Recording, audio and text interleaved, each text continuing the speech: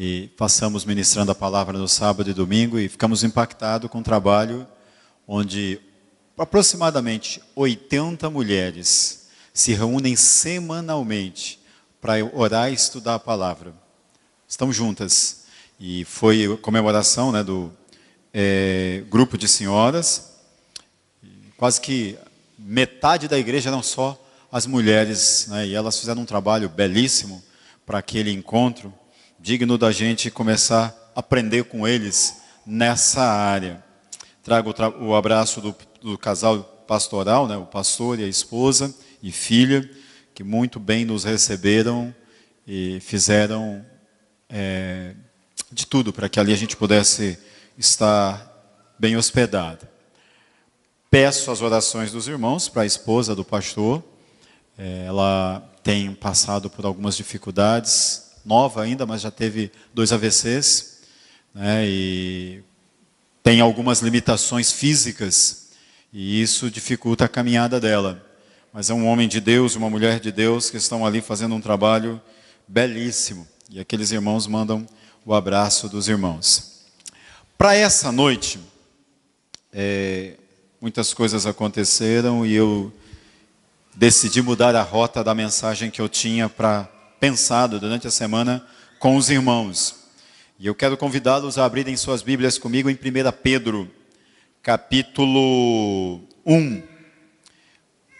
Particularmente, eu me debati a semana inteira com a filha de Jairo, mas, por algum motivo, eu não tive paz para trazer ainda essa mensagem com os irmãos. Então, hoje, e nesse momento em especial, quero compartilhar com os irmãos sobre o tema Minha vida edificada em Cristo, minha identidade. Minha vida edificada em Cristo, minha identidade. Portanto, nós não teremos os slides. 1 Pedro capítulo 1, nós vamos ler os 12 primeiros versos desse capítulo.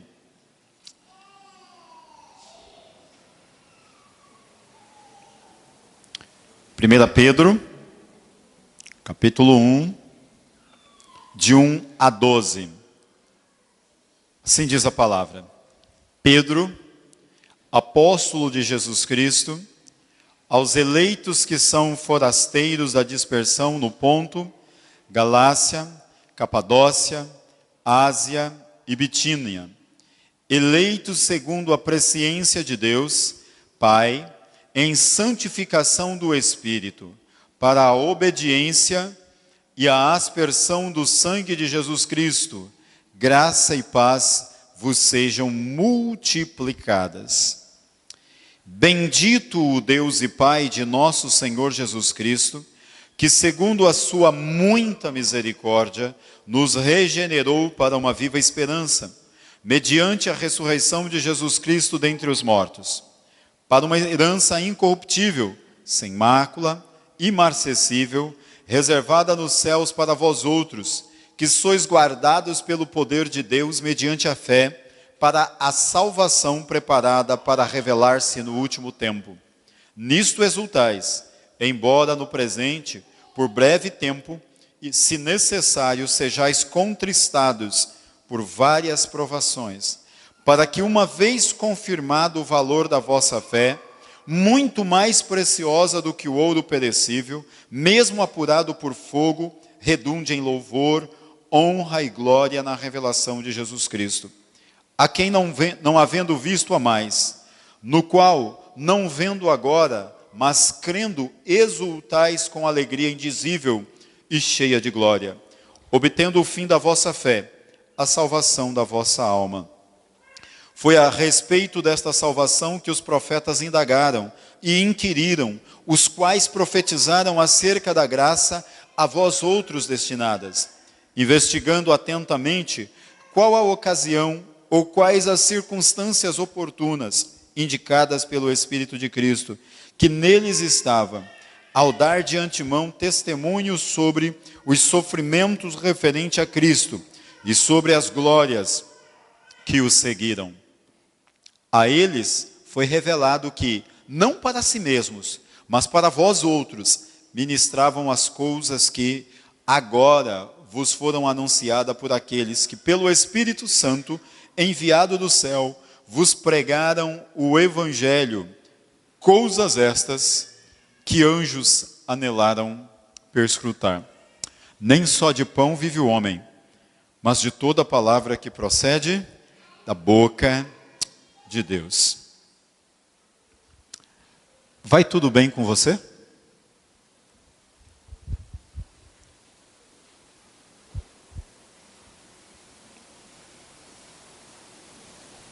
Vai tudo bem com você?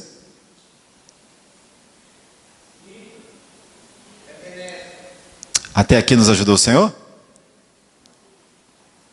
Quantos estão lutando por alguma coisa nesta noite? Com batalhas, com dificuldades, com dores? Vai tudo bem com você? Em todas essas coisas somos mais que vencedores. Você pode ficar tranquilo, pode dizer.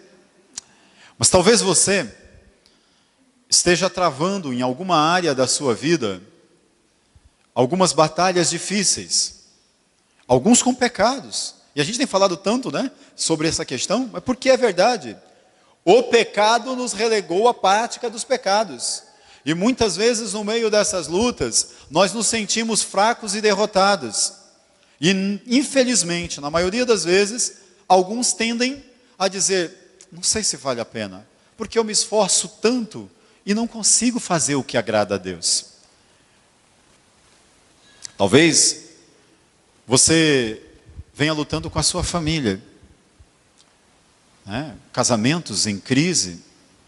Nossa geração é uma geração em que as crises conjugais estão cada vez maiores, ou pela escolha inicial equivocada, ou pelas expectativas, enfim, ou pelo desgaste, pelas frustrações.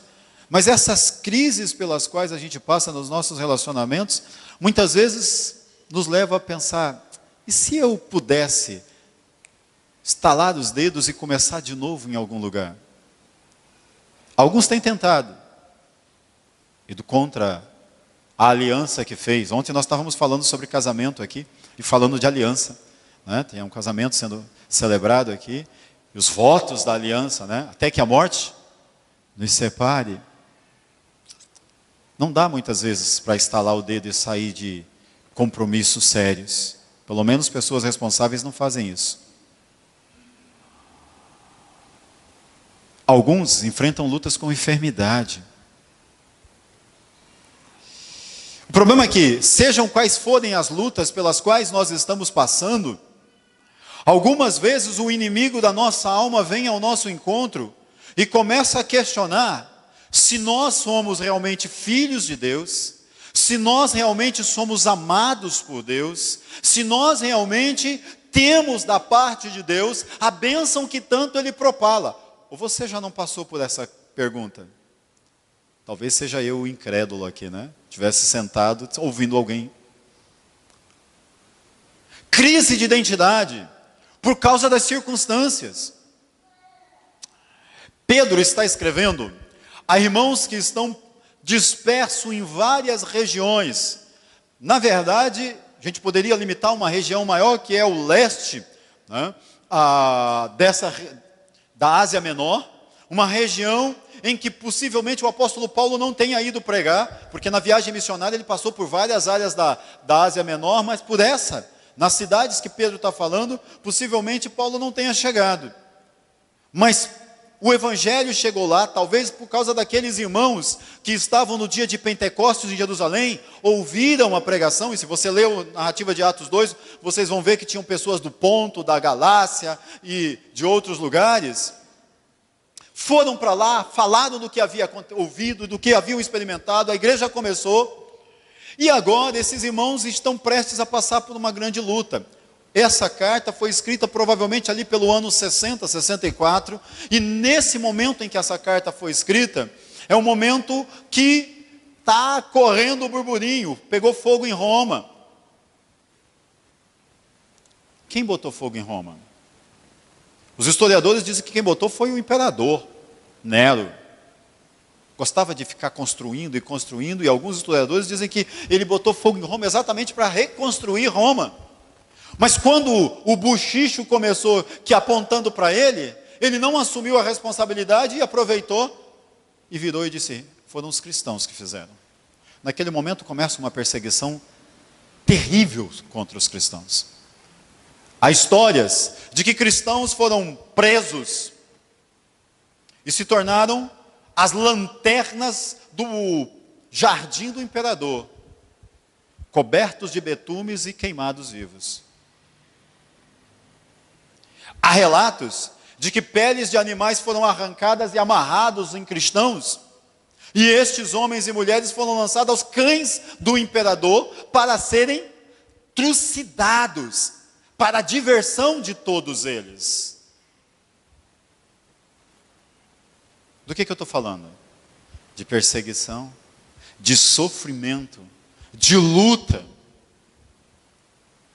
Vale a pena viver uma fé para isso? Para terminar os seus dias, ou sendo tocha humana para iluminar o jardim do imperador, ou sendo diversão para os cães?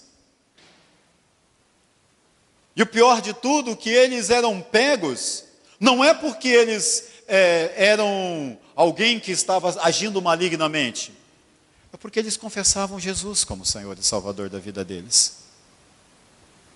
Era porque, quando se reuniam ao redor da mesa, eles diziam: este é o meu corpo que foi entregue por vós, comei dele todos em memória de mim. E as pessoas então diziam que eles comiam carne humana, de bebês. Enfim, as mais absurdas acusações eram feitas contra essas pessoas. O próprio Pedro, não muito depois dessa escrita dessa carta, está escapando de Roma, é preso, e a gente sabe pela narrativa de que ele não aceitou ser crucificado como Cristo e foi crucificado de ponta cabeça. Mas esse texto é escrito por inspiração, iluminação do Espírito Santo, para esses irmãos que vão passar essa batalha, espalhado pelos vários lugares, enfrentar lutas que levarão a eles a questionar se vale a pena continuar servindo a Deus no meio do sofrimento e da angústia e da dificuldade, da solidão e da perseguição. E Pedro começa essa carta falando de algumas coisas, irmãos, que para nós é tão importante quanto para eles o foram. Ele fala da identidade desse povo. E eu queria perguntar para você, se você realmente, nesta noite, no meio das tuas lutas, você enfrenta elas partindo da perspectiva de quem você é em Deus. Porque isso faz toda a diferença. A partir do texto, quem eu sou, quem você é em Deus. Olhe comigo. Vou na narrativa de Pedro. Pedro, apóstolo de Jesus Cristo, aos eleitos. Repete comigo. Aos eleitos. Diga assim: sou eleito de Deus. Tudo bem, todo mundo pode dizer. Agora veja bem, sem nenhum preconceito. Quem são os eleitos de Deus? Aqueles que Ele escolheu por presciência, não é por algo que eu tenha feito ou você tenha feito, ou por algo que eu venha fazer, mas porque Ele na eternidade decidiu separar para si um povo seu zeloso de boas obras. A Bíblia de Gênesis e Apocalipse fala desse Deus, que na sua presciência, no seu saber eterno, perfeito, escolhe para ser seu. O apóstolo Paulo, escrevendo na carta a Tito, diz que Deus em Cristo Jesus tem escolhido um povo para ser seu, zeloso de boas obras. A carta aos Romanos, o próprio apóstolo Paulo vai falar sobre isso e vai dizer que, em Romanos 8, que aqueles que ele predestinou, ou seja, escolheu e predestinou. Efésios, a mesma coisa. A Bíblia afirma este princípio. Bom, se eu sou eleito de Deus, Ele me escolheu especificamente segundo a sua presciência, segundo a sua vontade, para algo que Ele mesmo determinou. Lázaro tem uma música que ele diz: a minha vida é do Mestre, meu coração é do meu Mestre, o meu caminho... A gente canta muitas vezes essas músicas, mas a gente não tem noção. Ser eleito de Deus é pertencer a Ele. Quer comamos, quer bebamos, quer façamos outras coisas, somos do Senhor.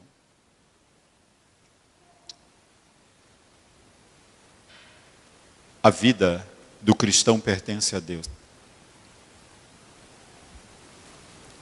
O apóstolo Pedro, talvez, com certeza, seja a melhor pessoa para falar sobre isso. Quem é o Pedro que está falando conosco? O Pedro que fala para nós, que falava, que escreveu essa carta, é um homem que um dia estava na beira do mar da Galileia, cuidando do seu ofício, não se preocupando com outra coisa senão a manutenção da sua casa, o desenvolvimento do seu trabalho de pesca, suprir os seus clientes, e de repente um rabino passa pela beira do mar da Galileia e diz: venha após mim, e eu te farei pescador de homens. Na cabeça de Pedro, talvez isso jamais pudesse estar tão claro. O que é ser pescador de homens? Peixe eu sei, mas como é que se pega homem com rede, com anzol? Até o dia em que o Espírito de Deus desce sobre os apóstolos reunidos em Jerusalém, eles não têm noção, Pedro não tem noção de como isso vai acontecer.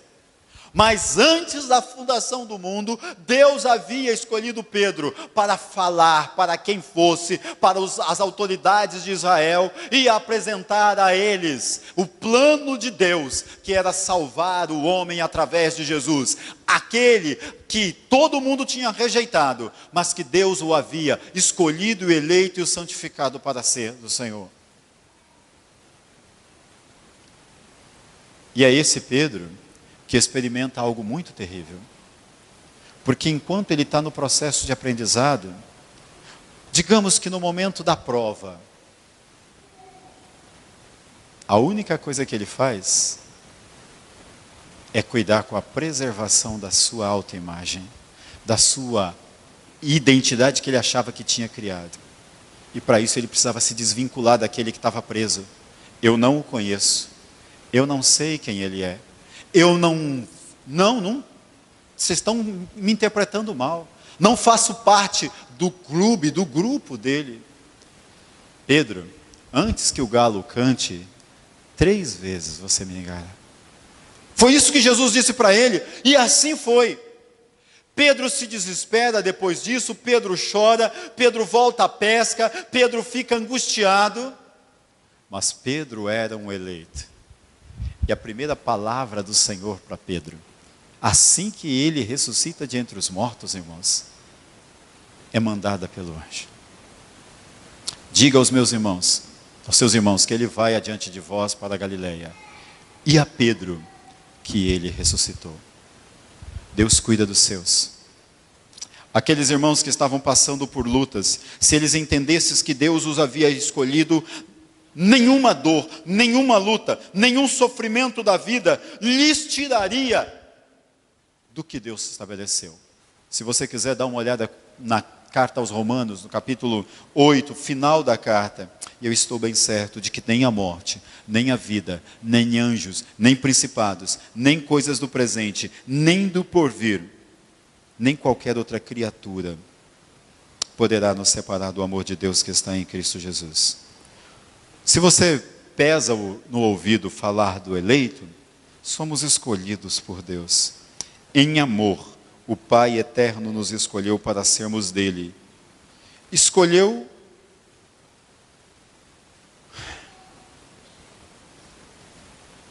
mas nos deu uma condição.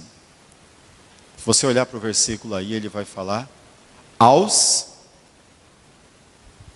Pedro, apóstolo de Jesus Cristo, aos eleitos que são forasteiros da dispersão. Bom, nós poderíamos pegar geograficamente, sociologicamente, que ali estavam judeus que estavam indo de um lugar para o outro, depois que Jerusalém estava sendo destruída, enfim, depois da perseguição que aconteceu com Estevão. Mas eu quero ser direto com você. Essa ideia de forasteiro é uma das condições daqueles que são eleitos. Deus escolheu Abraão, capítulo 12 de Gênesis, e disse: sai da tua parentela, da terra dos teus pais, e vai para uma terra que eu te mostrarei. Abraão passou a vida dele como um forasteiro, indo de lugar em lugar, até chegar onde Deus tinha mandado. Os descendentes de Abraão se estabeleceram no Egito, passaram 400 anos, e um dia Deus disse: Moisés, eu ouvi o clamor do meu povo, eu os escolhi, por isso eu desci, eu ouvi, e eu vim para libertá-los. Vai agora, tira o meu povo do Egito e traz para a terra que eu te mostrarei. 40 anos passaram como forasteiros no deserto. Para chegar onde? Na terra de Canaã, a terra da promessa que manda leite e mel.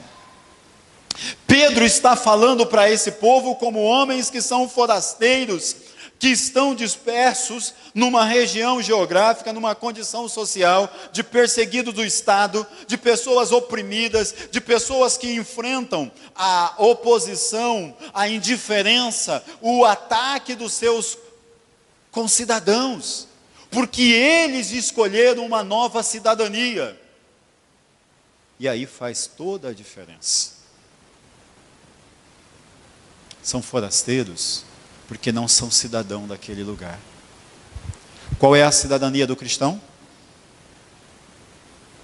Os céus, a nova Jerusalém. Somos cidadãos do reino de Deus, não pertencemos a essa presente ordem, não pertencemos a este mundo, e aquelas pessoas também não. O governo deles não estava sob a insígnia de César. Por viverem entre as pessoas nessa sociedade, eles respeitavam a lei do Estado e do país. Reconheciam a autoridade do imperador. Mas quem era senhor da vida deles era o Senhor Jesus. Bom, talvez você esteja perguntando aonde o pastor Samuel quer chegar. É que forasteiros estão indo de força em força. Eles não podem se estabelecer. Eles não podem criar vínculos. Eles precisam estar com os seus olhos voltados, direcionados para bem mais distante. Há um hino, não está no nosso Cantai Todos os Povos, está no Salmos e Hinos, que diz assim: da linda pátria estou bem longe, cansado estou.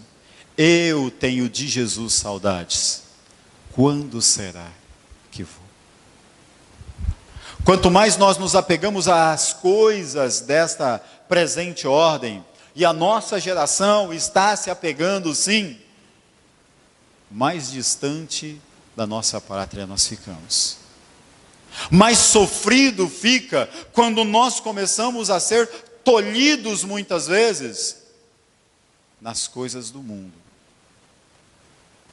A amizade com o mundo se constitui.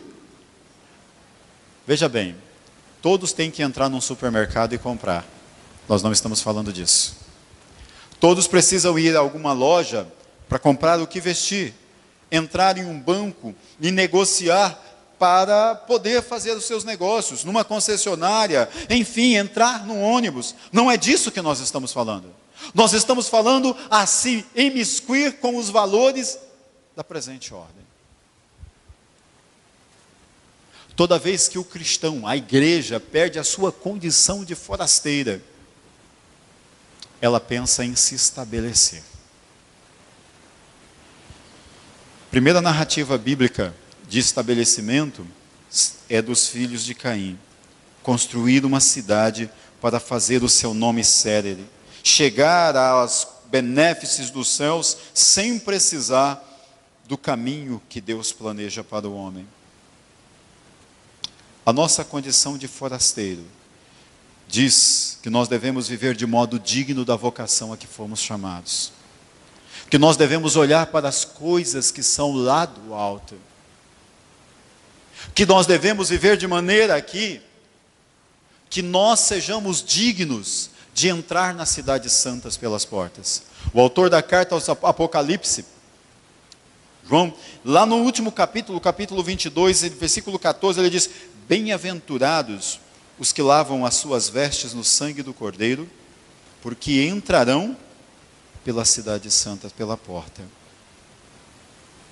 Quem se enlaça com as coisas da presente ordem, pode perder a marcha da caminhada e perder o rumo no projeto do reino de Deus.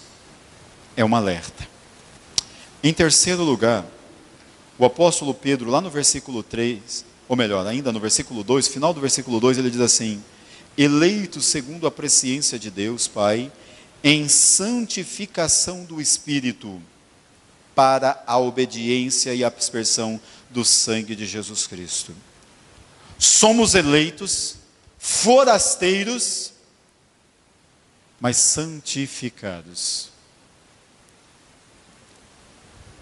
Aqueles homens e nós, me permita fazer esse paralelo, são dedicados ao Senhor. Gosto muito dessa ideia. Tudo que tem aqui dentro é para o culto ao Senhor. Eu imagino o conselho sabendo que os instrumentos da igreja foi levado para tocar num brega. Esculachar um pouquinho, né, que aí pega mais. Ia ter reunião, ia se chamar quem era. Por quê? Porque esses instrumentos foram separados, comprados. São instrumentos que pode tocar em qualquer lugar, mas esses estão separados para o culto, para o louvor a Deus. Kadosh, no hebraico. Hagios, no grego, significa ter a sua condição dedicada exclusivamente a algo. A vida do povo de Deus é uma vida de homens e mulheres dedicados a Ele.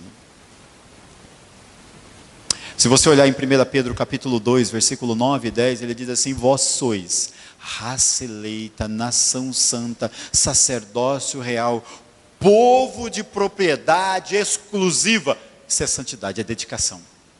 Pertencer a Deus. Não dá para a minha vida ser de Deus e eu permitir que ela seja instrumento da iniquidade ou da injustiça. O apóstolo Paulo apreende muito bem isso, e disso ele fala no capítulo 6 de Romanos.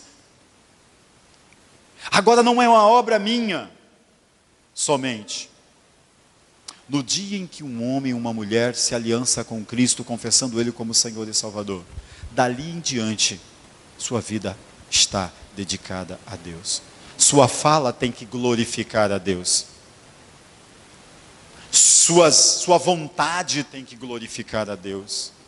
Seus planos, seus pensamentos têm que glorificar a Deus. Quando eu digo tem, é porque é a sua intenção e o seu alvo. O Espírito trabalha na sua vida e te vivifica para isso. O Espírito é o selo da promessa na tua vida para isso. O Espírito infunde em você a graça e o fruto que Ele pode gerar para isso. Se nós não entendermos isto, então nós viveremos e passaremos na terra como bons religiosos, mas talvez jamais tenhamos sido o povo de Deus. Aqueles que Jesus diz assim: apartai-vos de mim, eu não os conheço, mas Senhor, nós em teu nome expelimos demônio, em teu nome profetizamos. Vocês praticavam a iniquidade. A prática da iniquidade é sinônimo de não estar com a sua vida dedicada ao Senhor. Agora, tem uma segunda etapa dessa santificação do Espírito. Porque o Espírito Santo nos impele, nos move a cada dia no caminho da obediência, da perseverança da vontade de Deus. É fácil ser dedicado ao Senhor? Não é fácil. Por quê? Porque é uma luta dentro de nós.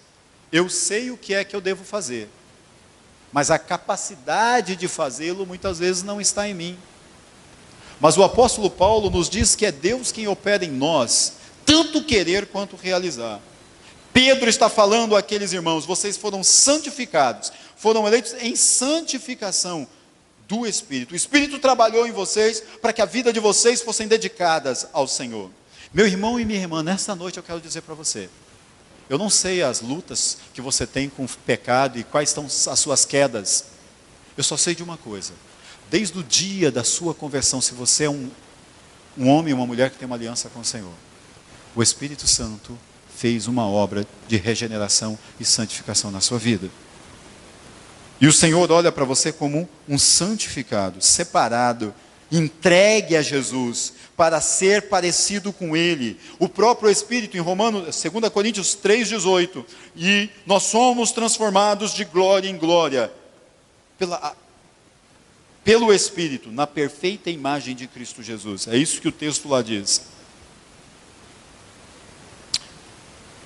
E eu quero caminhar, quando ele diz assim, tenho mais 2 pontos para você: para a obediência e a aspersão do sangue de Jesus Cristo.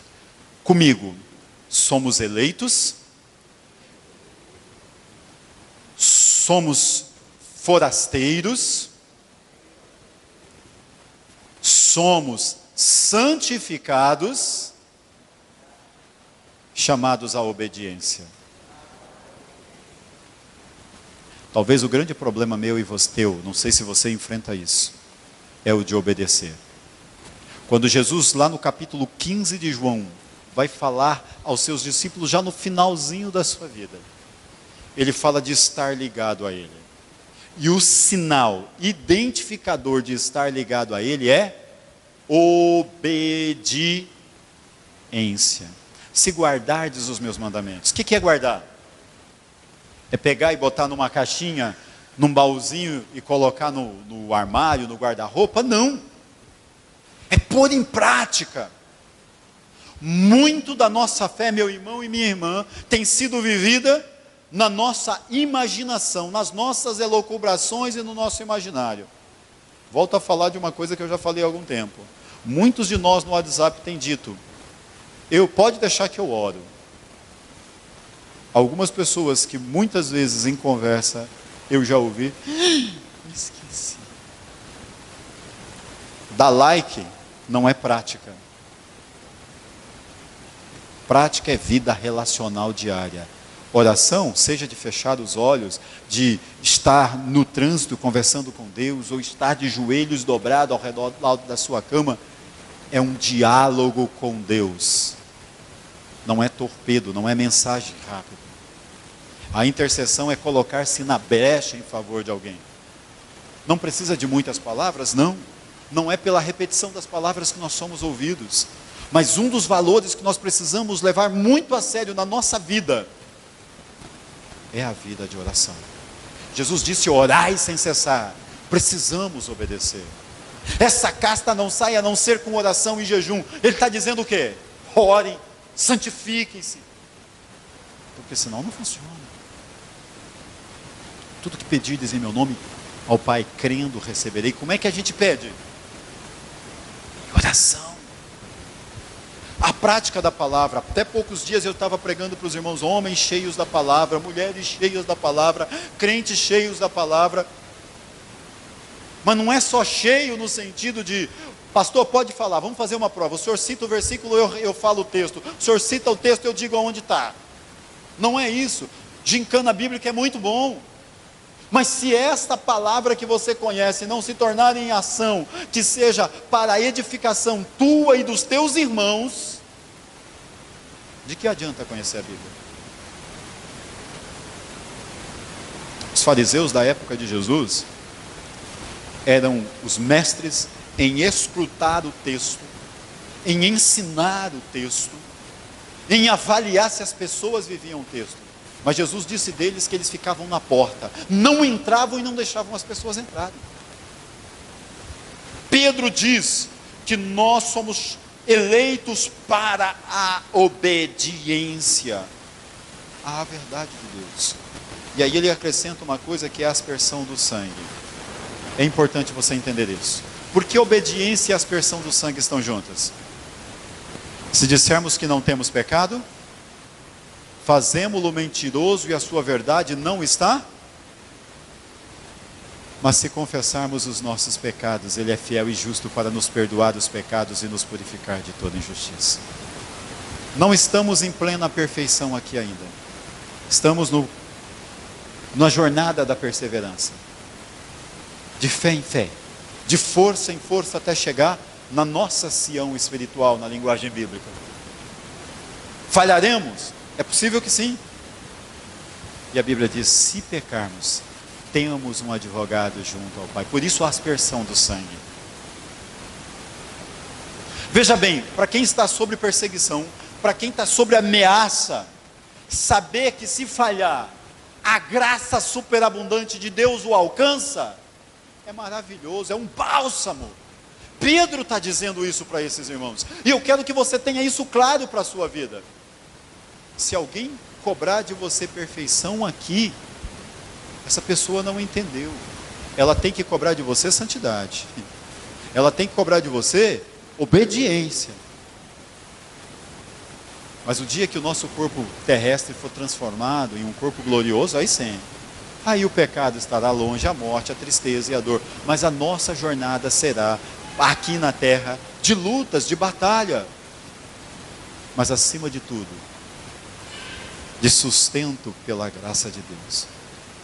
E o último momento, o último ponto desse texto que eu quero compartilhar com vocês, está quando o apóstolo diz: bendito o Deus e Pai de nosso Senhor Jesus Cristo, que segundo a sua muita misericórdia nos regenerou para uma viva esperança mediante a ressurreição de nosso Senhor Jesus Cristo.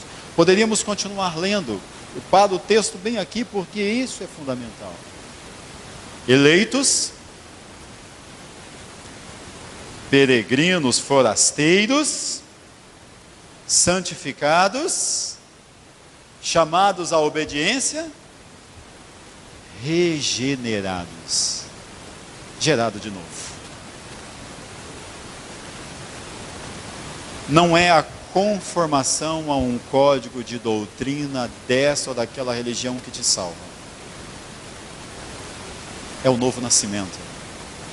É a regeneração. Não é obra minha, não é obra do ensino de ninguém, é a obra de Deus. É o mistério. Da mesma forma que quando comemos do pão, que é só pão, e bebemos do cálice, que é só cálice, o Espírito Santo de Deus infunde em nós a graça renovadora, restauradora, fortalecedora.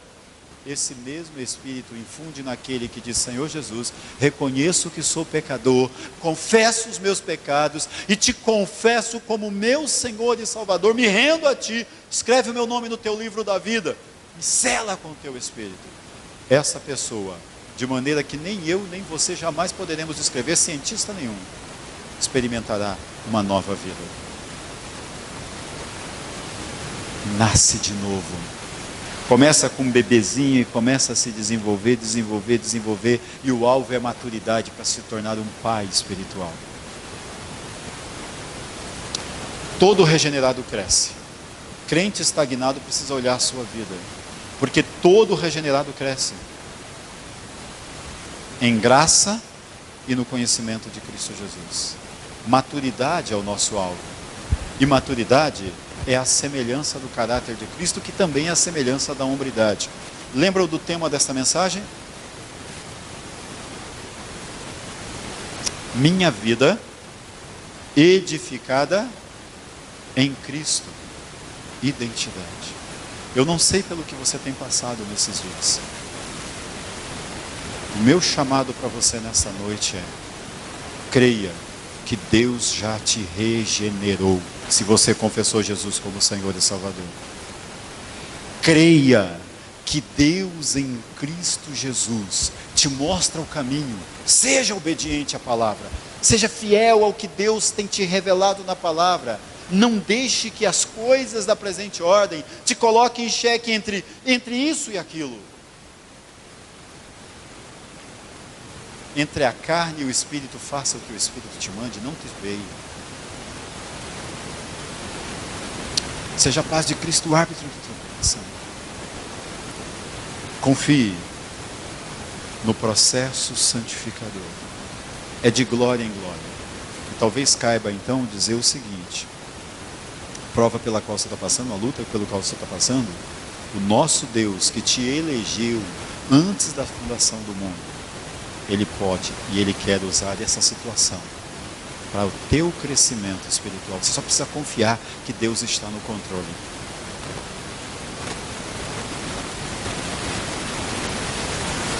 Experimente. Não importa a circunstância. Mesmo, me permita, que eu tenha que enfrentar a morte. Como aqueles irmãos eram tocha viva, ou era crucificado de ponta cabeça, de pé, ou eram trucidados. Cada um que tombava aqui, a cidade celestial era povoada. Eu não sei se isso te agrada. Nossa vida não é para aqui, gente. Nossa vida aqui, como diz Agostinho, é para nos prepararmos para a cidade celestial, a cidade do Senhor. Agora, enquanto estamos aqui, vivamos como eleitos, vivamos como santificados, vivamos como regenerados, porque é isso que agrada a Deus. E quem vive assim tem a bênção do Todo-Poderoso sobre a sua vida. Se você se firmar nesta palavra, nenhuma circunstância pode te abalar. Permita-me usar Paulo falando de Pedro. Paulo diz assim: eu aprendi a viver em toda e qualquer circunstância. Tudo posso aquele que me fortalece. Porque eu sei em quem tenho crido. Estou bem certo que é poderoso para guardar o meu tesouro, o meu depósito, até o dia final. Você pode curvar sua cabeça? Pode fechar os seus olhos?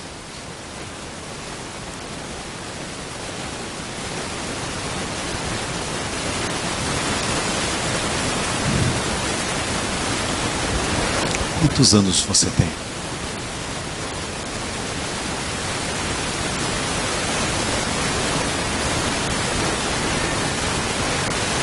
Quantos anos você tem? Quantos anos você tem expectativa de viver? Você está nessa casa aqui hoje porque Deus te trouxe aqui para dizer que desde a eternidade Ele tem um plano para a sua vida. E esse Deus que te ama é maior do que a circunstância pela qual você enfrenta, vive, passa, na qual você está inserido. O plano dele para a sua vida é para além desse tempo que você vive neste lugar, nessa cidade, nesse planeta. Ele tem a eternidade para você.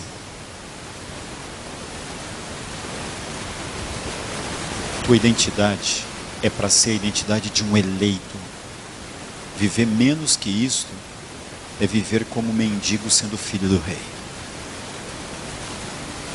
Está na hora de você clamar ao Senhor aonde você está e dizer: Senhor,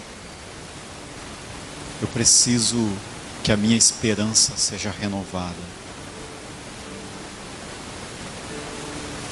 As circunstâncias não estão fáceis, mas eu sei que Tu és o meu Deus. Para a vida ou para a morte, Tu és o meu Deus. Eu sei que não há pecado que possa me afastar do Senhor, porque o sacrifício já foi feito, a aspersão do sangue já foi feita.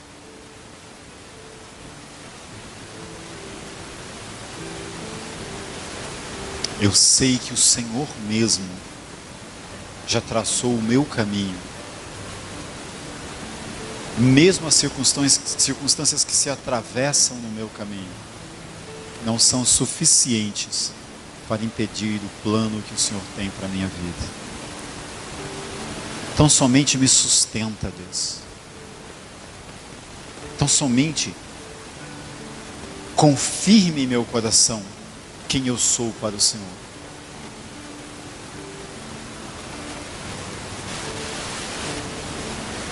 Senhor, vivifica o meu homem interior.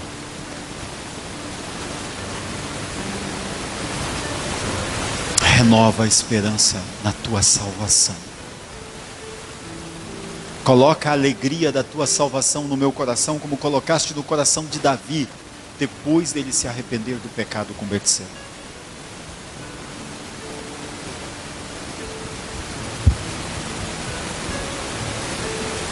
Vivifica-me, Senhor. Você pode pedir ao Senhor?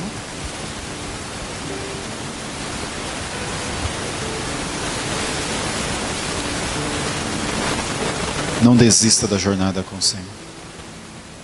Não desista da fé. Não permita que a dor, que a perda, que a ameaça, que aquilo que as pessoas não te dão e você espera, te faça uma pessoa infeliz. O teu Deus te ama. O teu Deus te chamou para ser santo dele, dedicado a ele. Então viva a vida assim. Pai, em nome de Jesus, eu rogo que o teu Espírito Santo agora confirme em cada coração a sua condição de eleito.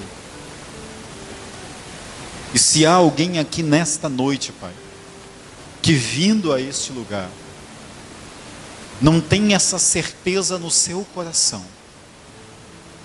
que agora o Senhor o coloque em rota direta de necessidade de aceitação e confissão de Cristo como Senhor e Salvador, para que possa experimentar agora, Pai, não amanhã nem depois, a alegria de pertencer ao Senhor como filho amado. Senhor, por favor, eu rogo agora por aqueles meus irmãos que estão travando batalha com o pecado, Senhor. Aqueles que de alguma maneira têm feito promessas a Ti e têm enfrentado crises que infelizmente têm levado eles a desistir, à queda e ao sentimento de que não conseguem viver em santidade. Mostra para eles que não é por força, Deus. Mostra para cada um que é só descansar na graça que há em Cristo Jesus, que o Senhor os carrega em triunfo. Quebra o jugo do pecado, Senhor. Porque o sacrifício já foi feito. A graça do perdão e da santificação já foi dada. Agora, Pai, por favor, supra teu filho e tua filha nesta noite.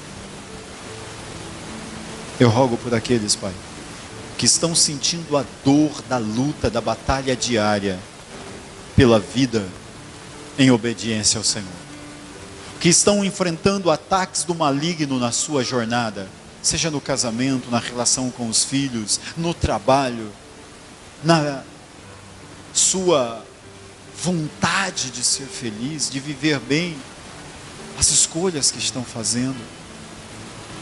Senhor, agora eu te peço que o Senhor acampe os teus anjos ao redor do teu filho, e que o Senhor, pelo teu Espírito, conceda a cada um a capacidade de resistir ao diabo e vê-lo fugir de cada um, Senhor. Tua palavra diz: resistir ao diabo, ele fugirá de vós. Eu rogo para que o Senhor dê a ousadia para o teu filho e tua filha repreender, no nome de Jesus, toda hoste maligna, e decretar, Senhor, que eles, ordenar que eles batam em retirada, porque não há nada para eles na vida dos eleitos do Senhor. E, Senhor, eu peço que aqueles que estão com áreas da sua vida que ainda não foram dedicadas ao Senhor, o Senhor sabe do que eu estou falando, porque o Senhor conhece o coração dos teus filhos, eu não. Que agora, Senhor, haja coragem de apresentar sobre o altar como sacrifício vivo, santo e agradável, aquilo que tem impedido a tua filha e o teu filho de viver em novidade de vida, Deus. Que eles possam renunciar ao pecado agora e experimentar paz que excede todo o entendimento. Olha para esta igreja. Fortalece a tua igreja. E se alguém tem, Pai, eu não sei, que passar por alguma prova maior desses próximos dias, que o Senhor mesmo os relembre da posição que eles têm em Ti e os sustente, andando com eles pelo vale sombrio como da morte. Esta é a minha oração, em nome e por amor de Jesus, Senhor. Amém.